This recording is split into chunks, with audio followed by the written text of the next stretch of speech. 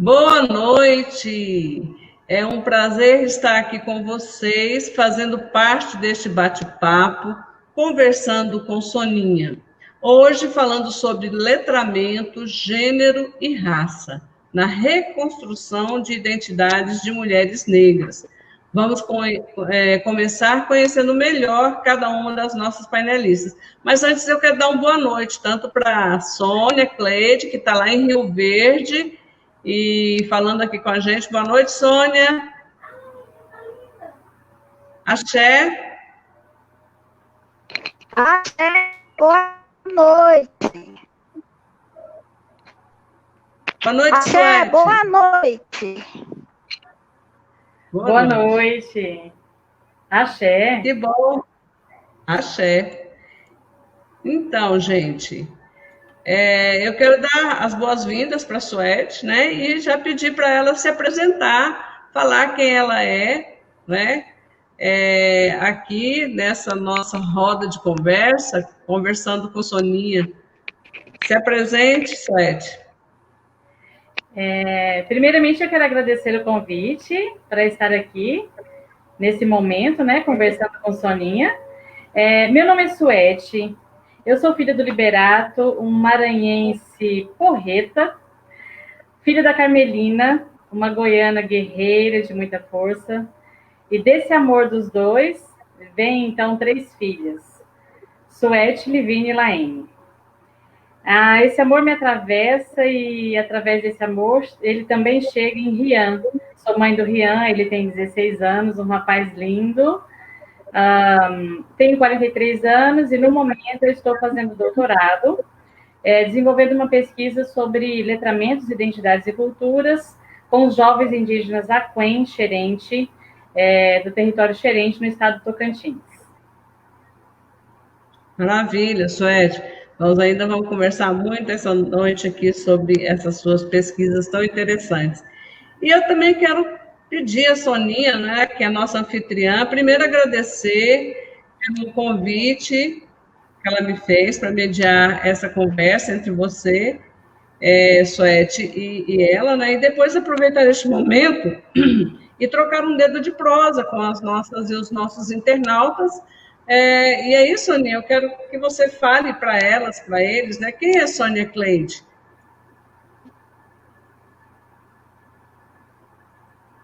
A conexão da Soninha está um pouco ruim, mas a gente vai tentar.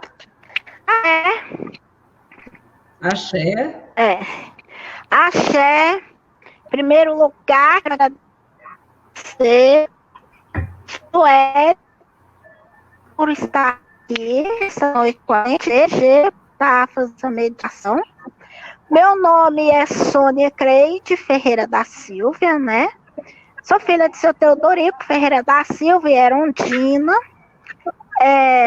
Sou uma militante do movimento de mulheres negras, né, de Goiânia, do grupo de mulheres negras Malunga.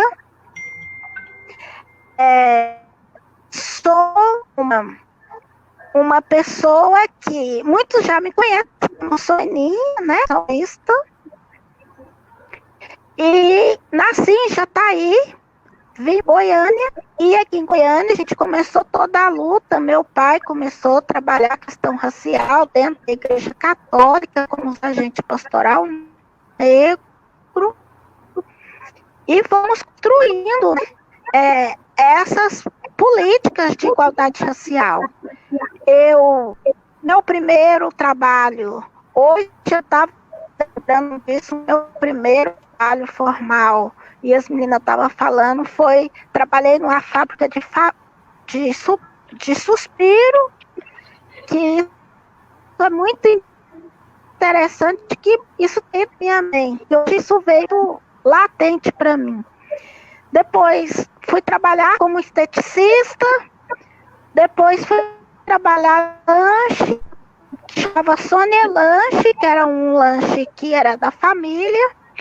Depois fui estudar e entrei no movimento social, trabalhei na Secretaria de Saúde e sempre trabalhando com movimento social. Cheguei a ser convidada para ser superintendente de igualdade racial no Estado, na qual trabalhei também em políticas públicas para a população negra, cigana, indígena e quilombolas. E tenho feito essa trajetória, né, com as mulheres negras, e essa sou eu, Sônia Cleide, que hoje estou aqui como pré-candidata vereadora, né, e aí é um pouquinho da minha história, da minha trajetória. Né, Soninha? Candidata agora, pré-candidata já foi. Agora você é candidata mesmo. Ah, agora eu já sou candidata vereadora, isso mesmo. Olha, e a gente estou aqui com vocês hoje. Nós estamos aqui fazendo essa conversa sobre letramento, porque, tem poucos dias nós fizemos o lançamento desse livro aqui, que é a dissertação de mestrado da Suete, e a personagem desse livro que ela pesquisou é Sônia Cleide, né? Então, nós vamos conhecer um pouco mais sobre essa pesquisa, como é que foi feita, e eu já começo perguntando, então, para a Suete.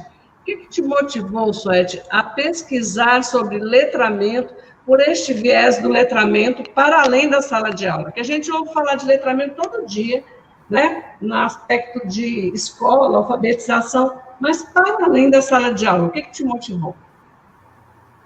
Então, o mestrado ele foi cheio de surpresas.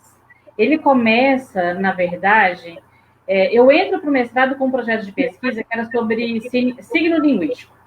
Porém, quando as aulas começaram e os nossos momentos de orientação com a minha orientadora, né, a Joana Plaza, quando essas orientações começaram, nós conversamos sobre a possibilidade de mudança do tema, porque o tema signo linguístico não me motivava tanto, porque era uma pesquisa bem de revisão bibliográfica, teórica, né? E aí a Joana, então, me apresentou vários temas para que eu pudesse escolher. E foi dessa maneira que esse tema surge, né? Esse tema surgiu a partir da Joana, e, inclusive, no dia do lançamento, a própria Joana pode contar um pouquinho dessa história. A Joana, grande admiradora da Sônia, conhecendo a Sônia através do movimento feminista, né, Grupo Malunga, sempre trabalhando junto, em parceria com o Grupo Trans do Corpo, a Joana Plaza, então, já admirava a Sônia dessa militância, conheceu a Sônia através de uma entrevista, se não me engano, que foi feita, e por ver essa trajetória dessa grande mulher, a curiosidade da Joana era, né, como é a relação do letramento com esse recorte? Como é o letramento para uma mulher negra? E foi assim que esse tema chegou para mim. Quando a Joana me apresentou, eu confesso que era mais uma admiração muito grande pela Joana como professora e grande intelectual ali dentro da Faculdade de Letras. Então, eu me aproximei mais pelo caminho pela trajetória acadêmica que eu já tinha com a Joana, do que propriamente o tema. E aí, para minha alegria, quando eu me aproximo do tema, começo a fazer as leituras e tenho a oportunidade de conhecer a Sônia, aí sim, aí grandes histórias que ao longo da pesquisa vão sendo ressignificadas, elas vão acontecendo. E você tem toda a razão, viu, Geralda? O letramento, para além das salas de aula, é o que vai fazer a diferença nessa pesquisa, o que torna ela inédita, porque os estudos do letramento, geralmente, ele está vinculado ao ambiente escolar, ao espaço das salas de aula. Então, estudar letramento a partir da história de uma militante como a Sônia Cleide é o que vai fazer o grande diferencial dessa pesquisa. E é a partir daí que eu vou me reconstruindo e me constituindo enquanto mulher negra, junto a essa oportunidade de trabalhar essa temática, junto à Sônia, ali, enquanto coordenadora do Grupo de Mulheres Negras Malunga. Que bacana. E, Soninha, como é que foi o seu primeiro contato com a Suete? Né? Porque muitas vezes, na militância, a gente sempre tem pessoas querendo pesquisar um tema ou outro, e a gente tem resistência com pessoas que chegam querendo pesquisar a nossa atuação, né, do nosso lugar. E, pelo que eu li no livro, eu vejo que você foi muito generosa. Como é que foi esse seu primeiro contato? Conta pra gente.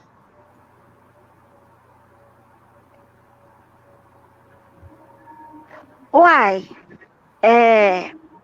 eu, assim, acho que Vai, nosso primeiro primeiro. contato, né, Suete, foi o primeiro encontro, foi Oi? Foi no Uai Mineira. Nosso primeiro encontro, eu... É o Arte Mineira. Minha cabeça não tá muito boa, assim, de lembrança, mas eu acho que a primeira vez que eu vi ela, a gente marcou um encontro, eu tava na rua, foi uma época que a gente tava com muita atividade, uma aluna tinha muitas atividades, eu marquei com ela num shopping, não sei se eu estava estudando, acho que ainda estava estudando, e marquei com ela, na época, nem era shopping, era na rodoviária, não foi isso, Ed? Sim, A nossa sim. primeira encontro? Foi sim. Eu acho que foi. Foi lá. E a gente encontramos, conversamos, ela explicou um pouco, falou um pouco dela e tudo. E a gente conversou e combinamos de... E eu logo falei, vou aceitar, porque realmente, esse negócio de tantos estudantes, uma coisa que eu sempre falava e falo até hoje, né? Porque muitos têm essa coisa, vai lá, estuda, faz sua tese, defende e vai embora, não volta, né? Não tem. Mas o nosso caso foi diferente, porque a gente criou uma amizade, né? E criamos uma irmandade mesmo, de mulher negra mesmo, e começamos. Então, nesse primeiro momento, eu fiquei com o pé atrás, mas a gente foi. Então agora qual é o próximo dia, né? E eu nunca fui uma pessoa muito disciplinada com essa questão de horários, de dias. Eu tinha muitas atividades e eu ia fazendo as coisas, né? Então, nesse momento, eu lembro que a gente conversou muito, ela me explicou, e aí depois a gente começamos a conversar, e eu a começar a falar de mim, que também muitas vezes, né, tudo que a gente fazia com os outros pesquisadores não era uma coisa de falar sobre mim, era falar sobre o movimento, a atuação, né, e a pesquisa dela mesmo era uma coisa falar sobre mim, Sônia, pessoa, mulher negra, que estava atuando no movimento. E que muitas vezes a gente fica na militância, a gente nem tem tempo para falar da gente, né? Então, esse foi o tempo também que foi tirado também para falar sobre mim, para falar da infância, né?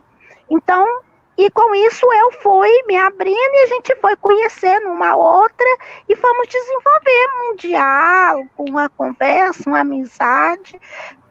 Não foi só a pesquisa também, teve todo o envolvimento que envolveu família, minha mãe, toda a família, né? Porque falar de mim era falar de todo mundo, falar das meninas do Malunga também. Então foi um pouco isso. Isso ao longo da pesquisa teve mudanças de planos a partir das histórias e convivência com a Sônia, ou seu objetivo ficou ainda mais claro? Como foi o seu processo de pesquisa e escrita? Nossa, eu diria, para fazer um trocadilho com as palavras aí, eu diria que ao longo do tempo foi escurecendo a pesquisa, ela foi enegrecendo de dentro para fora. Na verdade, nesse processo, junto com a Sônia, esse movimento da entrevista, de estar ali entrevistando uma grande liderança, só foi fortalecendo e me deixando mais segura do que eu queria realmente fazer nessa pesquisa de mestrado. Eu acho que é importante dizer, Geralda, Sônia, que na academia a gente não aprende necessariamente a desenvolver uma pesquisa. Eu contei a história de como foi a escolha do tema, porque, de fato, eu tinha feito uma pequena pesquisa de monografia, né, na graduação, e era só uma revisão bibliográfica. Então, eu não tinha experiência como era desenvolver uma pesquisa e entrevistar alguém. E estar diante de uma liderança com a experiência da Sônia me deixava tímida, inclusive. Eu ficava imaginando como é que eu vou estar junto dela, como é que eu vou abordar, como é que eu vou conversar. Eu não tinha ideia do que estava por vir, por acontecer. Então, é com a Sônia que isso vai acontecendo. Você me perguntou como foi o processo da pesquisa e da escrita, né?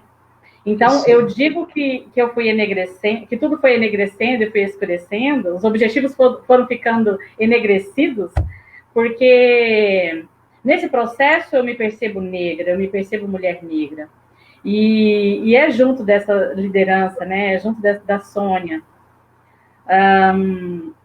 Como eu disse, na academia, eu não tive a experiência, por exemplo, de ser PIBIC, né, que tem muitos alunas que têm essa experiência de iniciação científica e aprende a fazer pesquisa. No meu caso, não. Eu ainda era, eu diria, bem verdinha, imatura nesse caminho. E a Joana, uma orientadora brilhante, e com ela eu fui aprendendo a ser pesquisadora nesse escopo desse universo acadêmico, metodológico, enfim, construir referencial bibliográfico, definir autores e autores que seriam lidos, enfim, com a Sônia eu aprendi, eu diria, como é esse espaço da academia, esse universo da academia. Mas ser pesquisadora negra foi com a Sônia que eu aprendi. Como a Sônia disse, a pesquisa era sobre ela, era sobre as histórias de vida dela, desde a sua infância, porque como a gente estava trabalhando ali o letramento, então era o letramento não só na esfera escolar, mas também de toda a sua trajetória, né?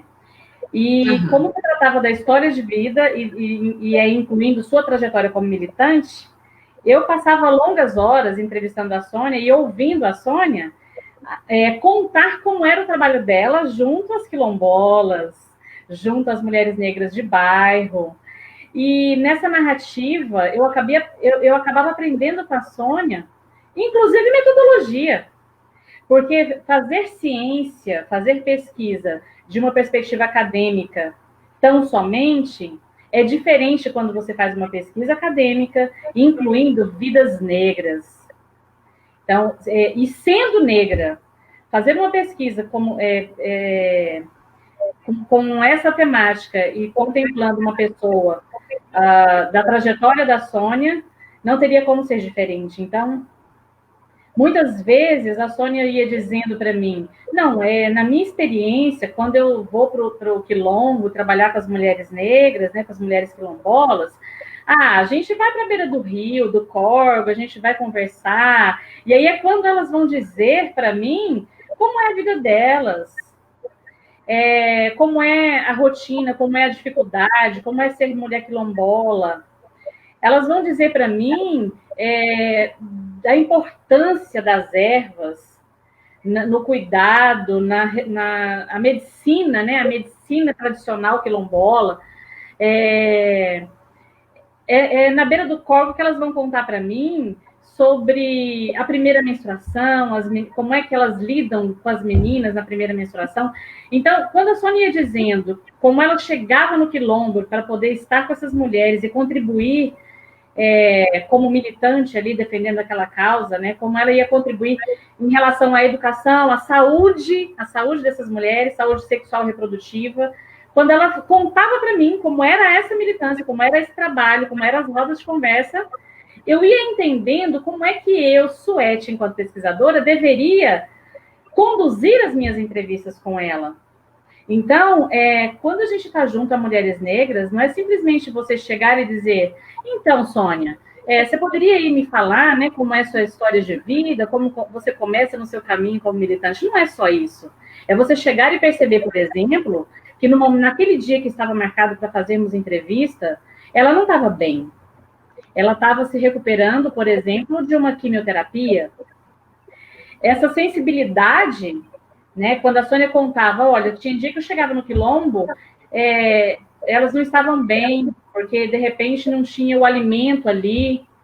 Então, quando ela me contava das dificuldades dela junto às quilombolas, eu aprendia que eu, como pesquisadora, ao chegar numa Malunga para entrevistá-la, eu deveria ouvi-la, perceber, senti-la, e, de repente, inclusive, remarcar a entrevista, como algumas vezes a gente fez.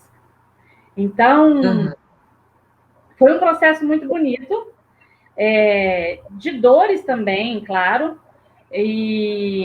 mas eu posso dizer, assim, com uma alegria muito grande, que eu aprendi a ser pesquisadora negra, junto com a Sônia, nesse processo de entrevista e no caminho com ela, porque depois que a pesquisa se encerrou, ela me fez o convite, eu passei a integrar o Grupo Malunga, então a gente teve uma trajetória depois. Então, é com muita alegria que eu digo, aprendi a ser pesquisadora negra com ela, e, inclusive, carrego isso até hoje junto ao meu trabalho com os indígenas. Então, se eu sou uma pesquisadora diferente, uma pesquisadora com sensibilidade ao espaço que eu trabalho, eu trago daí. Como diz, acho que é a Jurema Werneck que tem essa fala, nossos passos vêm de longe, então os meus passos como pesquisadora vêm daí. Legal. É um processo doloroso. Escrever dói, né? Então, foram muitas dificuldades. Eu, como mulher negra, o trabalho, Geralda, você pode falar sobre isso também, Sônia também. Esse trabalho intelectual, ele não é muito reconhecido para nós, né? Parece que o espaço da mulher negra é o espaço dos afazeres domésticos, da lida com o trabalho, menos o intelectual. Parece que não é a mulher, ela olham para a gente como se fosse menor o valor, né? Como é que você está aí estudando, tanta coisa para fazer, você não vai ganhar nada com isso? Então, acho que são alegrias e dificuldades do caminho, mas que valeu demais a pena. Eu vejo assim, Suete, quando você fala de letramento e das descobertas, e do quanto você aprendeu convivendo com a Sônia, que era a principal sujeita da sua pesquisa, eu digo assim, né? Para as pessoas que não entendem bem sobre o tema, o que seria diferente, por exemplo, de um letramento que acontece com a criança na escola e você fazer esse caminho entrevistando uma líder de um grupo de mulheres negras, né, que tinha toda uma construção de discurso, de narrativa, a partir da sua experiência ali na lida do movimento. E foi construído no movimento e não na sala de aula. Sim, sim. O conceito de letramento, o conceito mais tradicional, em suma, seria o uso e prática social da escrita, né? Mas ele está para além de eventos de letramento em que você tenha que ler e escrever. Então, por exemplo, quando a gente está assistindo a um programa de TV, ali é um evento de letramento. Ali nós temos como base, né, textos escritos. Nós vivemos em uma sociedade em que a base, né, nós temos a escrita como base. E aí, quando a gente vai ampliando os estudos do letramento, a gente vai perceber que não é só a escola, uma agência de letramento. São várias agências, são vários os eventos de letramento, como contar a história para uma criança é evento de letramento, e assim como as agências de letramento são muitas. Então, a família da gente é uma grande agência de letramento, a igreja, né, para quem frequenta a igreja, a rua. E no caso da Sônia, a militância é uma grande agência de letramento. Então, no livro, eu falo sobre isso, que na trajetória da Sônia, em sua história de vida, a militância é a maior e a mais principal agência de letramento, e a escola não é tão eficaz nisso, justamente por ter se constituído, muitas das vezes, em espaços de violência, por práticas de racismo. Então, enquanto a Sônia está na sua trajetória de formação escolar, e aí nada melhor do que ela tá aí para poder contar para a gente, ela vive muitos eventos de violência, muitos momentos de violência, de racismo, que a desmotiva de estar, inclusive, naquele espaço. Não há acolhimento que a motive a movimentar esse letramento da perspectiva escolar. E o contrário, e aí a gente pode chamar Paulo Freire para essa conversa, que é quando o conhecimento faz sentido para o aluno, o contrário é a militância, porque a Sônia, ela se sente motivada a ler, por exemplo, justamente pela causa que ela sempre lutou, né? Pela população negra e as mulheres em específico. Então, a Sônia, ela vai ler para poder se preparar para estar nos eventos. Ela vai ler para poder explanar, por exemplo, sobre anemia falciforme. Ela vai se informar, ela vai ler, ela vai adquirir conhecimento motivada pela sua militância. E é por isso que no livro eu vou dizer que a militância é, sim, a maior agência de letramento para a Sônia. Então, eu sou apaixonada pelos estudos do letramento justamente porque ele amplia essa visão para além da sala de aula e entende os letramentos diários, os letramentos que fazem sentido, né? E é único para cada indivíduo, para cada sujeito, vai depender do seu contexto, da sua vida, da sua atuação. Por isso que eu gosto muito de trabalhar com a concepção de letramento, continuo estudando letramento, porque vai diferenciar letramento de alfabetização, né? Então, na perspectiva desses autores e autores que eu trabalho no livro, não é o mesmo que a alfabetização. A alfabetização é você adquirir um código, o símbolo, né? A tecnologia para que você consiga se movimentar para escrever. Mas o letramento é para além disso, né? E a Sônia tem a família, uma agência de letramento importantíssima, a militância, a família, e aí ela pode dizer para a gente, né? Sim, eu quero aqui registrar a participação da Geralda Pereira, Geralda Malunga, Axé Mulheres, a do Carmo, que também é Malunga, Axé Companheiras, a outra Malunga, Lucilene Calunga, boa noite, Mulheres que Inspiram, a Elizabeth Ferreira, a Erivânia Brito também, dando boa noite aqui para nós, o Daniel, grandes mulheres nessa live, vamos de 13753, e a Elaine Gonzaga, que diz assim, tive o imenso prazer de entrevistar a Soninha para construir um perfil na Faculdade de Jornalismo. Ela vai falando e você se perde no tempo. Olha só que bonito, Soninha. Obrigada, Elaine. A Erivânia Brito, Sônia Cleide vereadora, essa me representa. A gente quer aqui agradecer a participação e a audiência aí, né, de vocês. E aí eu quero perguntar para a Soninha. Soninha, em que a pesquisa de letramento da Suete te empoderou? Você tomou consciência de quem você era ou isso para você já estava claro? Quero largar um abraço a todas e todos que estão aí, um beijo, viu? Obrigado que está aqui com a gente. E é muito importante, né? Isso me ajudou a me empoderar mais, né?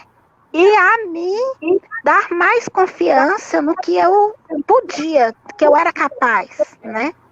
Mas hoje, ouvindo a Suede falando, isso ainda está me dando mais empoderamento, que eu nem tinha essa noção de o tanto que isso mudou a vida dela, que para mim era algo, né? Eu ia fazendo, assim, a gente acaba fazendo as coisas, mas me ajudou muito, porque eu tinha uma grande resistência com a academia, né?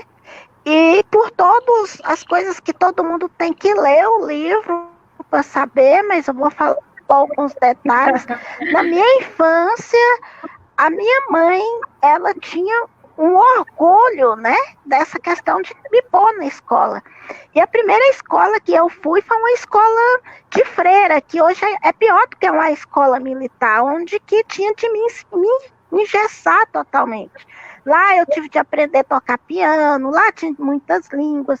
E eu vivia, eu era a única negrinha no meio de todo mundo. Chamava eu de cabelo ruim, minha mãe trançava meu cabelo.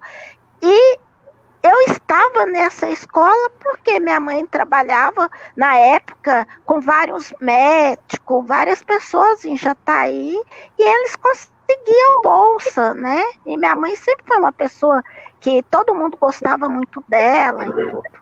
Então, ela não acabou não pagando a escola. Eu ganhava essa escola, mas também para me conviver com todo mundo dentro da escola, que era um outro nível de sociedade, né? E as pessoas sempre me achavam muito estranha ali no meio de todo mundo.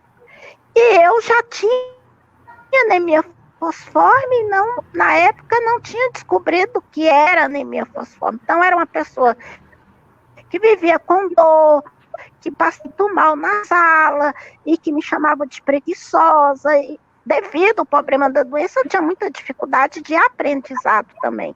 Porque na época eu não tomava medicamento, eu não me cuidava. E aí eu era cuidada de reumatismo, né? Então, eu era uma pessoa que sentia muito frio, eu não conseguia fazer exercício. Então, a educação física, todo mundo ganhava medalha, eu não ganhava, eu não conseguia corrida, nada. O máximo que eu fazia era jogar peteca, porque eu tava crise de dor, doía tudo, né? Ah, mas é porque ela é preguiçosa. E eu só vim entender todo esse processo meu quando eu descobri que vim para Goiânia e fizemos um exame, que nasceu uma sobrinha minha, que eu engravidei e que eu descobri que eu tinha anemia fosforme. Mas o racismo, as freiras, eu lembro como hoje, como naquela época, eu ainda fui uma época que usava palmatória, aquilo que batia na mão. Então, eu passei por isso, porque eu não conseguia aprender. Então, na hora do lanche, que é a hora que eu mais gostava, a gente ficava dentro do quartinho de castigo, porque eu não tinha conseguido fazer as tarefas. Mas as meninas brancas que não conseguiam, ia, né? Mas eu sempre ficava de castigo. Então, a escola, para mim, foi algo de processo de racismo, e que na época eu não entendia. Por quê? Eu venho de uma família de negro que meu pai e minha mãe sempre falavam, nós somos negros, achava, sempre, minha casa foi sempre cheia de gente, a minha família toda, né? Teve essas questões, mas a gente vive dentro de casa, e o racismo da escola, né? Principalmente o racismo da infância, para mim, foi muito duro, né? Eu amava tocar piano, e a freira falava para mim, você tem uns dedos ótimos para tocar piano, mas você é preguiçosa, né? Você não aprende. Mas eu não conseguia porque me dava dor, né? Então, tem isso tudo que veio agravando. Mas isso veio, eu vim para Goiânia, cheguei em Goiânia também, aí eu tive um problema na coluna, tive de usar um aparelho que vinha aqui. Então, eu andava com esse aparelho para a escola o tempo todo, né? Então, as pessoas criticavam, olha, negrinha, ainda de cabelo duro, ainda com esse aparelho, é aleijada. Eu ouvia isso, estudei. Aí comecei a estudar e sempre levando isso. Mas a escola nunca foi um lugar de prazer para mim, né? E conversando com a Suede, e muitas vezes eu comecei a falar isso, que era algo que eu não falava para ninguém, porque era algo que eu escondia para mim, que era um sofrimento que eu não queria que as pessoas... Eu queria passar aquela pessoa que eu era. Eu era uma pessoa forte, em liderança, que falava, mas não queria falar do que me fez sofrer. E com os diálogos e com as conversas, isso veio à tona. Eu tive coragem de falar. Então, a pesquisa me ajudou nisso, né? A dissertação me ajudou nisso. E também me ajudou a ver que nós, mulheres negras, precisamos de espaço de fala. A gente precisa falar das nossas dores, porque a gente não tem esse espaço, né? E o Malunga, a gente montou o grupo Malunga com rodas de conversa. Era espaços de falas de mulheres. Mas eu, a liderança, não tinha esse, eu tinha espaço de ouvir, mas eu não queria falar, porque eu queria mostrar para todo mundo que eu era forte e que eu superava tudo, né? Então, esse espaço que eu vivi com a Suete foi um espaço que eu comecei a me pôr, tirar minhas roupas. Que a gente vai vestindo roupas para poder, para a sociedade ver a gente e aceitar, né? E nesse momento, e revendo o livro agora, depois do lançamento, eu peguei o livro para ler de novo. Falei, tá, é difícil você começar a ler e falar, tá, eu vivi isso em tal tempo. Ah, isso aconteceu comigo em tal tempo, né? Porque nós não temos esse espaço, né? A gente tem que estar sempre trabalhando, lutando, militando, né? Cuidando de casa, de vida, de escola, mas...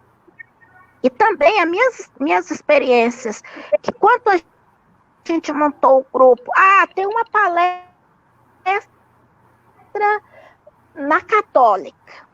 Era o quê? Eu me preparava, eu passava noite e noite lendo, porque eu tinha de superar as doutoras que estavam ali. Então eu lia, pegava livro, ia ler livro feminista, tudo que era eu ia lendo, né? Para mim poder chegar lá e falar meu discurso.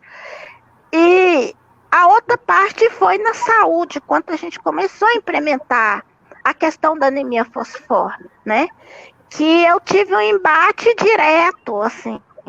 Eu era funcionária, comecei a trabalhar na secretaria como agente administrativa, depois eu passei por um processo, fui para trabalhar na criança e adolescente, e os médicos falavam para mim, tá, você está falando de anemia falciforme, mas você fala em protocolo? Eu não entendia isso.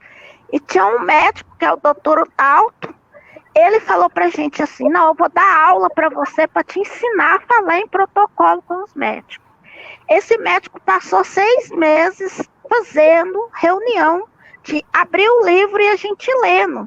Ele explicou tudo, tá? Quando ele te falar que é protocolo, você vai falar, tá, então eu quero saber isso, que eram os termos médicos, né? Que eles não precisavam falar isso comigo, mas eles falavam. Outras vezes é quando a gente chegava na universidade e que a pessoa falava assim, você é formada em quê? Outras me chamavam para uma mesa, eu estava lá, chegava na hora da mesa, essa pessoa que ia conduzir, que ia coordenar, vinha assim para mim e falava, tá, qual que é o seu título mesmo? Né?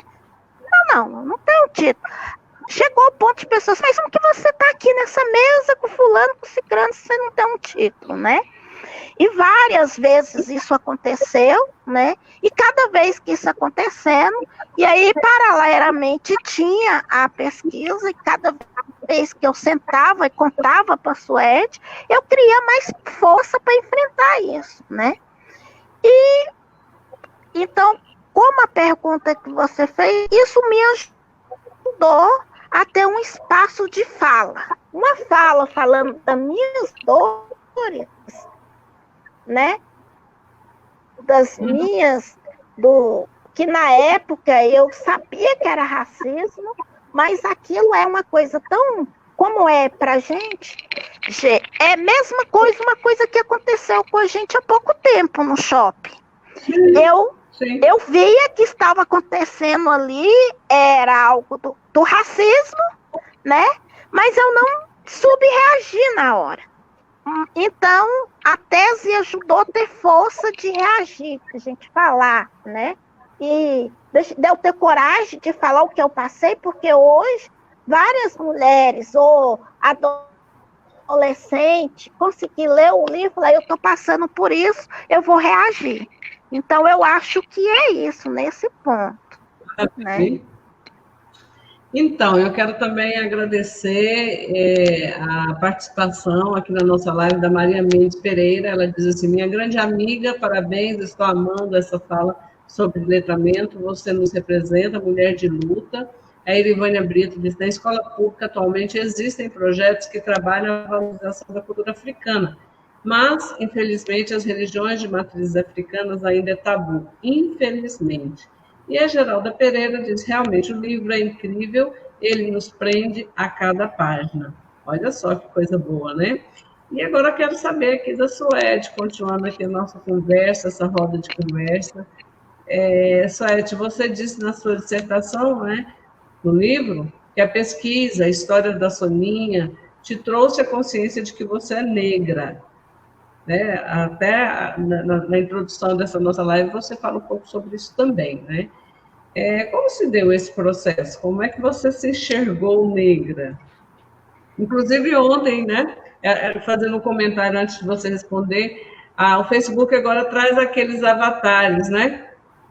E eu escolhi um avatar, né? Enroladinho e escurinha. Aí uma amiga minha falou assim, Geralda, mas você é mais clarinha do que... Eu respondi para ela, pois é, mas eu estou aprendendo com a minha candidata, sabe?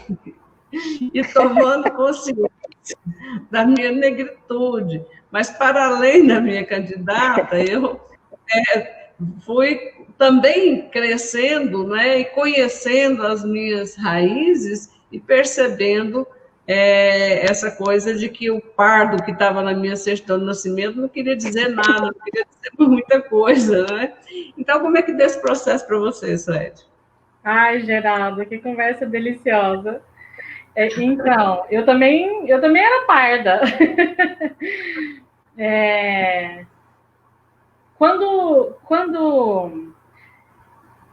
Como eu disse no início, a gente vai desenvolvendo a pesquisa e vai aprendendo, né? Eu era bastante tímida diante da grandeza da Sônia, e então eu fui ler como é que fazia entrevista. Fui ler, né? Falei, gente, e agora? Como é que eu entrevisto a Sônia? E aí, dá vontade de rir agora quando eu lembro, porque os autores falavam até da postura corporal, né? Então, se você vai chegar para entrevistar a pessoa, então você não fica fazendo caras e bocas, você faz uma cara, né, tipo, de paisagem, assim. Você tem que menear a cabeça para a pessoa que está sendo entrevistada perceber que você está prestando atenção nela, no que ela está dizendo, mas você não pode manifestar muita emoção, muito, né? Enfim, eu li tudo, eu ia para o Grupo Malungo entrevistar a Sônia, né? E com tudo na minha cabeça, protocolo de como entrevistar alguém. E eu chegava diante da Sônia, e aí ela começava a narrar, né, como episódios, eventos, experiências dela, enquanto, não só na sala de aula, no tempo de escola, mas na militância. E aí eu ia ficando bastante impactada, porque a Sônia ia contando as histórias, por exemplo, porque na escola chamava meu cabelo de bombril. E aí eu ouvia e pensava, nossa, por que meu cabelo está alisado? Por que eu aliso o cabelo? Eu ia ouvindo a Sônia e pensando, por que eu falo que eu sou morena? Porque aí a Sônia dizia, olha, negro é preto, né? Para o IBGE, negro é preto e pardo. Olha, as pessoas, elas ficam falando que são morenas, é uma maneira de enfraquecer o movimento. Porque aí há um esvaziamento da população negra, porque ninguém é negro, né? Todo mundo é moreno, cor de jambo. Todo mundo é moreno, cor de jambo, mulata, enfim. Que aí vai entrar numa outra questão, né? A mulata olhando aí a mulher negra numa sexualização que é bem complexa também na história do Brasil, né? Mas, enfim, eu ia escutando a Sônia e nas narrativas eu ia vendo que muita coisa eu tinha vivido também. Muito daquilo que ela trazia de histórias, eu pensava, nossa, mas isso aconteceu comigo. E eu diria que como olhar no espelho e de repente soltando o cabelo. Um cabelo que eu já tinha já não alisava tanto, mas enchia o cabelo de creme sem enxágue, para ele ficar comportado, porque é assim que a gente escuta, né? Eu lembro de chegar na Sônia. Exato, eu ia até falar um episódio desse. Eu lembro que depois de nós expandirmos o trabalho, né, para além da pesquisa acadêmica, quando ela me convida para estar com ela dentro do grupo Malung, eu lembro de chegar e falar para ela, né, das minhas experiências em salão de beleza, né, de cabeleireira virar e falar, nossa, mas eu não vou fazer escova nesse cabelo, não. Escova não dá conta. Eu tenho que alisar o seu cabelo primeiro, não tem como escovar. Esse cabelo seu é muito ruim. E eu chorar absurdamente, né? Levar isso para dentro do grupo, e aí a gente poder falar sobre isso, como a Sônia falou. É necessário ter espaço para falar de nossas dores, né? Então, encontrar com a Sônia era encontrar comigo. E aí, como eu tinha lido que eu não poderia demonstrar emoções, então a Sônia me levava até o portão. Quando ela cerrava o portão nas minhas costas, que eu ia para o ponto de ônibus, eu chorava muito. Eu chorava porque eu percebia que tudo aquilo que ela falava, muitas das vezes acontecia comigo, e vergonha por não ter assumido a minha negritude, vergonha, inclusive, por, às vezes, ter sido racista. A gente vive numa sociedade, né, que vai dizer, nossa, mas até o negro é racista. Tem uma semana, mais ou menos, eu fui acusada de racista porque eu disse que a minha cor da pele, ela não é branca. E aí a pessoa disse para mim, você está sendo racista? Você está falando que a sua pele é diferente da minha, você então está sendo racista. E aí vem esse discurso, até negro é racista. O racismo, ele é estrutural, o racismo ele está no sistema, ele não para no ar. Então, a gente vai aprendendo ao longo da vida que é ruim ser negro, é ruim ser negra. Então, se é ruim ser negra, se é ruim ser negra, a minha tendência vai ser realmente apagar a minha cor, tentar passar despercebido na sociedade para ver se eu sofro menos. Então, estar no Grupo Malunga, estar diante da Sônia, a cada encontro, a cada entrevista, eu ia encontrando comigo, com a minha negritude. Então, foi assim que eu fui percebendo. Na cor da minha pele, no meu cabelo, nas minhas histórias de vida, nos momentos em que chegava numa loja para ser atendida, e eu atender todo mundo, menos eu. Eu ficava ali, né, por último, numa loja de cosmético, por exemplo. Então, de fato, foi assim que eu fui me percebendo e me fortalecendo como mulher negra. E isso tomou uma dimensão muito grande, e no Dia da Defesa foi um grande diferencial. No Dia da Defesa, a Sônia fez questão de me arrumar, né? Com a Sônia eu aprendi que, por exemplo, a gente pode ter uma maquiagem específica para a pele negra. Eu não gostava de me maquiar, que eu me sentia ridícula, né? Mas aí ela, como uma grande esteticista, não sei se a Sônia já contou isso para vocês, a Sônia é também esteticista, foi ela que veio me dizer, não, é porque as pessoas vão fazer a maquiagem e faz maquiagem como se fosse uma pele branca, trata como maquiagem padrão, como se fosse todas as peles iguais. Então, a Sônia me maquiou para esse dia, eu me senti bonita, enfim... foram todas essas experiências que foram me constituindo e me fortalecendo como mulher negra. Bonito, né? Bonita essa história. A do Carmo diz assim, estou gostando muito da história da Sônia, aprendendo a desacelerar, a ouvir. E, bom, gente, nossa prosa tá boa demais, né, Soninha? Mas está na hora da gente ir embora, né? Já vai dar 1 hora aqui de conversa. E eu quero saber, Sônia, o que você quer deixar de mensagem para as mulheres negras que estão nos assistindo, né? De onde vem essa sua força, essa sua certeza de que é preciso saber quem é, de onde você veio. Quero te ouvir.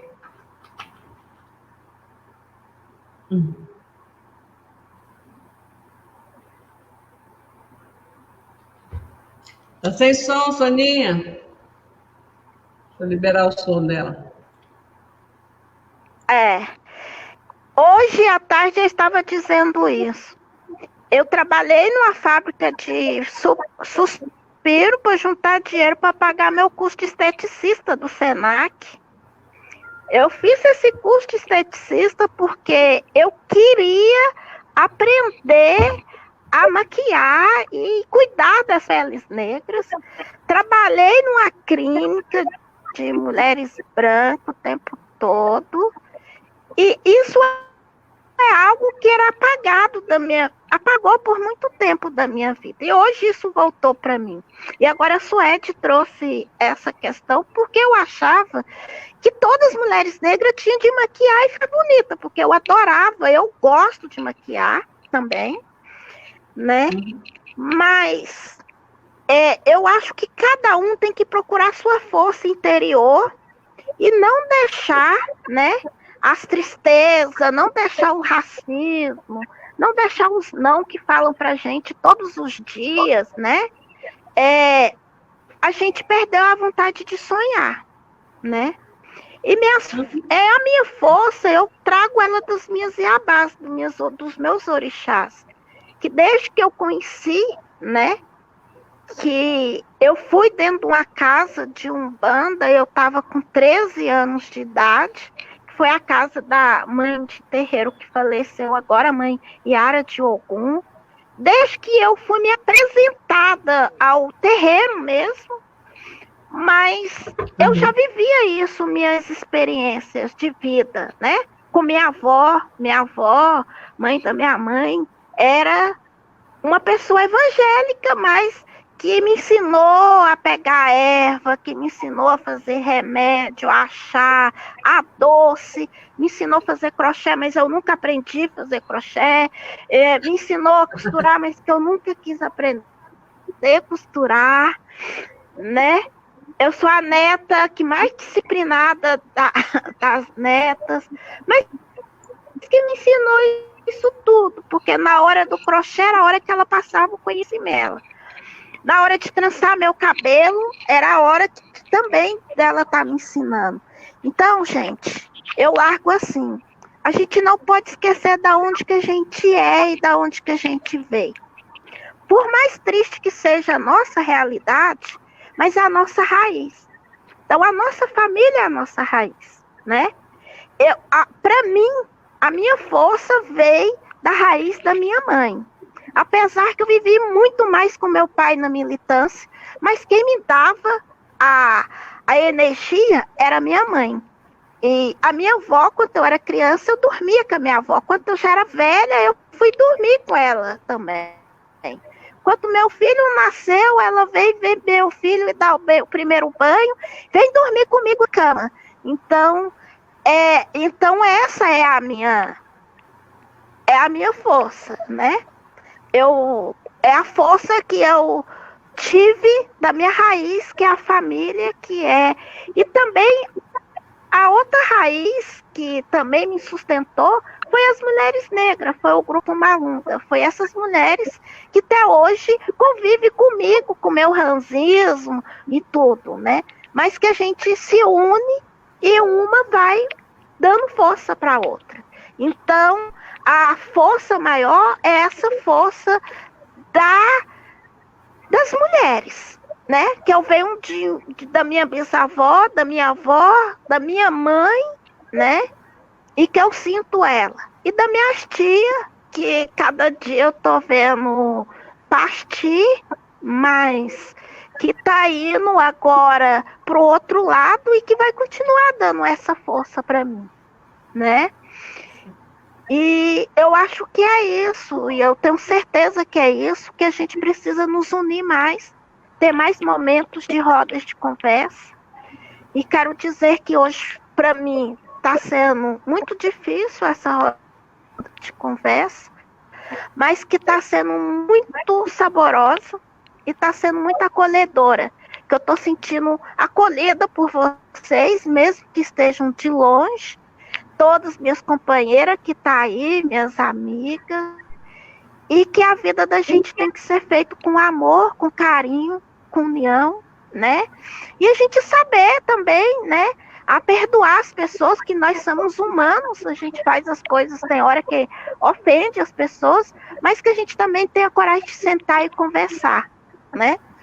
E isso é a base de tudo. E eu só vim entender isso depois que eu perdi minha mãe, porque minha mãe era meu porto seguro, né? Eu militava com meu pai o tempo todo, mas chegava em casa, era minha mãe que segurava. Então, para quem ainda tem suas mães, se não tem, tem sua irmã, tem sua amiga, a gente tem que unir. Nós, mulheres, precisamos ter essa união para a gente poder vencer as discriminação, as homofobia, o racismo e o machismo, né? Então é isso, quero deixar um axé, um beijo, Suede, no coração, um beijo, Geraldo, um beijo para cada uma de vocês que estão aí, para o meu filho também, e para todos que estão ouvindo a gente, e os que vão ouvir ainda, né? Que todo mundo possa, que essa nossa roda de conversa hoje possa servir para que alguma coisa muda na vida de alguém. Porque na minha hoje mudou. Então, eu acho que só isso já faz a diferença. Vale a pena, não é, Sônia? Eu quero registrar aqui a participação da Letícia Loures, que disse assim, que noite, quanto aprendizado, meninas. Muito obrigada e parabéns, Suete, Sônia. Ouvir o relato de vocês enche a nossa alma de alegria. E muito além, nos faz repensar a nossa postura de mulher diante da vida. E você, Geraldo, conduziu muito bem, parabéns. Obrigada, Letícia, obrigada por você estar aqui com a gente, né? Essa roda de conversa tá boa, não tá, gente? Tá assim, deixando a gente sensibilizada, emocionada, isso também é bom.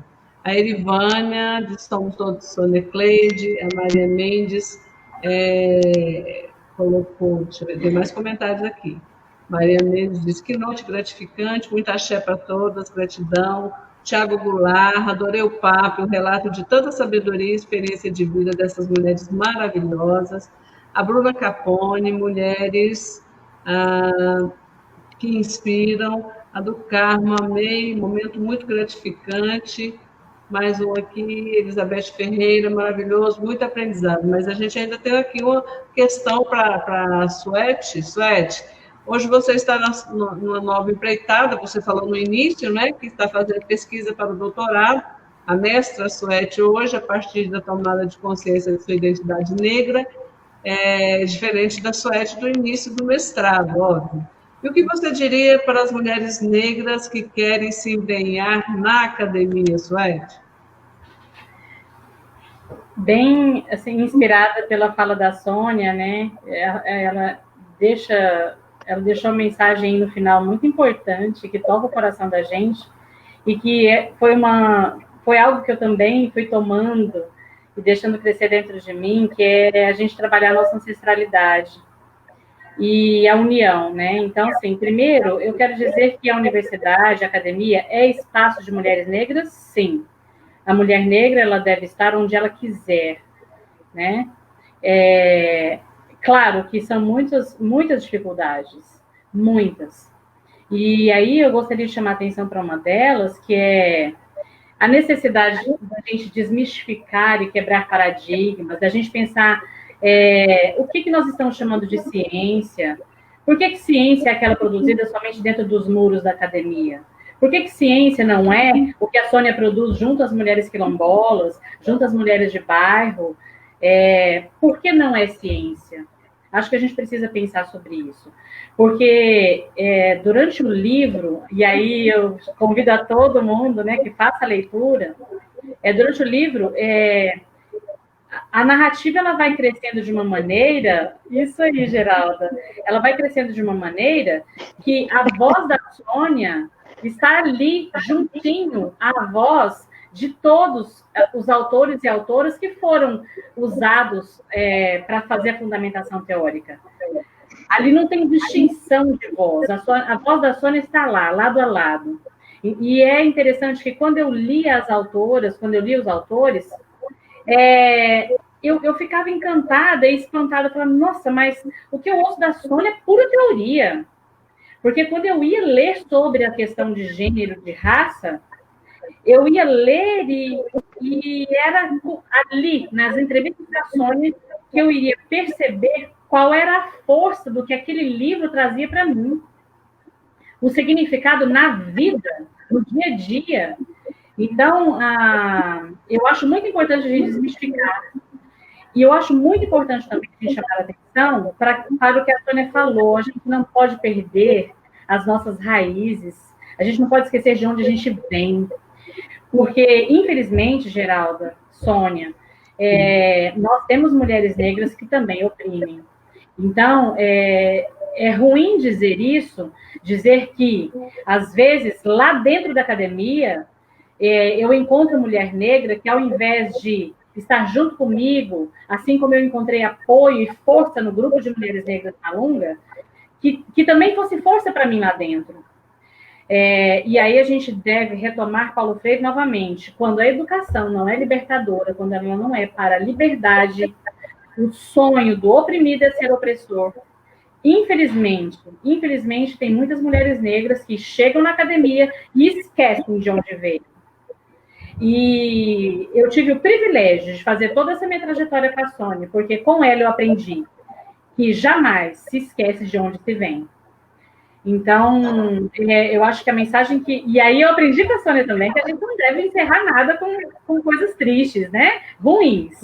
Então, eu gostaria de encerrar dizendo que a academia é um lugar para mulheres negras, ela querendo estar, ela deve se sentir, como a Sônia disse, de repente inspirada e motivada por nossas narrativas, por nossas histórias de vidas, histórias de 3 mulheres negras aqui, né, nessa conversa, e que a gente encontra, sim, encontra acolhida, encontra força, assim como eu encontrei com a Sônia.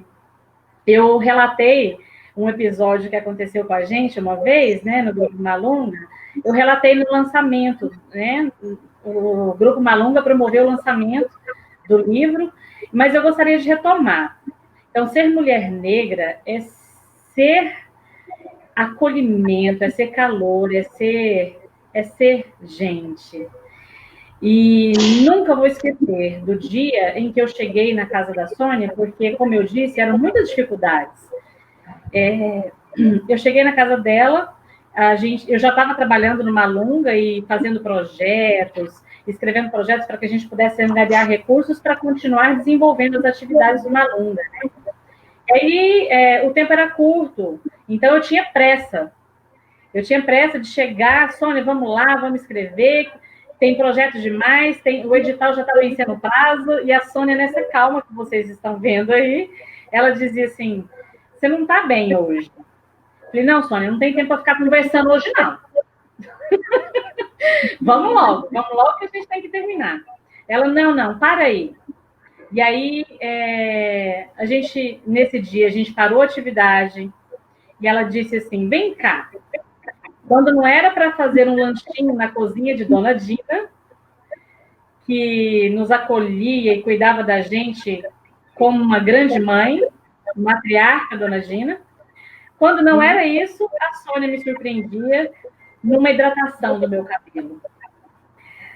A Sônia, com ela, eu aprendi que hoje eu tive que recordar disso. Eu não estava conseguindo escrever, não estava conseguindo produzir, eu lembrei dela. Porque quando eu não estou bem, eu realmente não consigo produzir. É hora de parar e tentar olhar para onde é que está doendo, né? E aí, nesse dia, ela fez uma hidratação no meu cabelo, soltou meu cabelo, né? Lavou, hidratou, soltou meu cabelo. Ela falou assim, agora a gente pode voltar a trabalhar.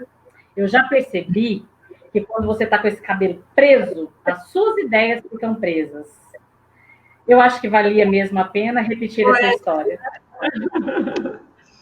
Também.